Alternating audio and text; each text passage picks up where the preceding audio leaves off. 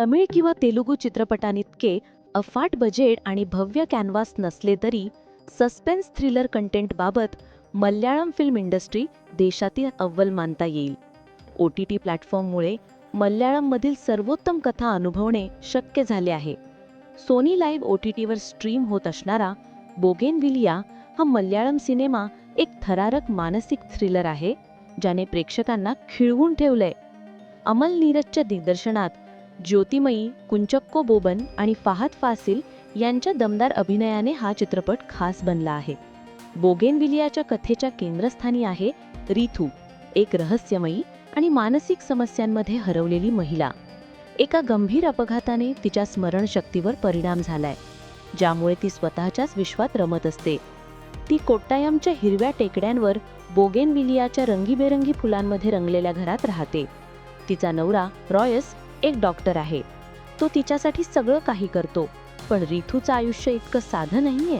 ती रोज बोगेनविलियाची चित्र काढते, जणू ती फुलं तिच्या हरवलेल्या आठवणींचा हिस्सा आहेत.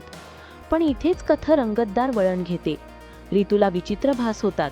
तिला मुलांचे आवाज ऐकू येतात, पण तिच्या आयुष्यात पतीशिवाय खरंच इतर कोणी आहे का? त्याच वेळी शहरात एका तरुण मुलीचा अचानक गायब होण्याने खळबळ माजते. या तरुण मुलीचा संभाव्य मृत्यू आणि रितू यांच्यामध्ये काहीतरी दडलेलं आहे का? पोलीस तपास सुरू होतो आणि क्रिमिनॉलॉजिस्ट मीरा तसंच पोलीस अधिकारी डेव्हिड रितूच्या गूढ आयुष्यात डोकावू लागतात. रितूच्या चित्रांमागचं रहस्य, तिच्या मनात दडलेल्या आठवणी आणि घरात घडणाऱ्या विचित्र घटना सगळं कसं एकमेकांशी जोडलं असू शकेल? फिल्मचा क्लायमॅक्स इतका अनपेक्षित आणि थरारक आहे की कथेचा आधीचा संदर्भ पाहण्यासाठी अनेक वेळा व्हिडिओ रिवाइंड करण्याशिवाय पर्याय राहत नाही. हा चित्रपट म्हणजे एक रोलर कोस्टर राईड आहे.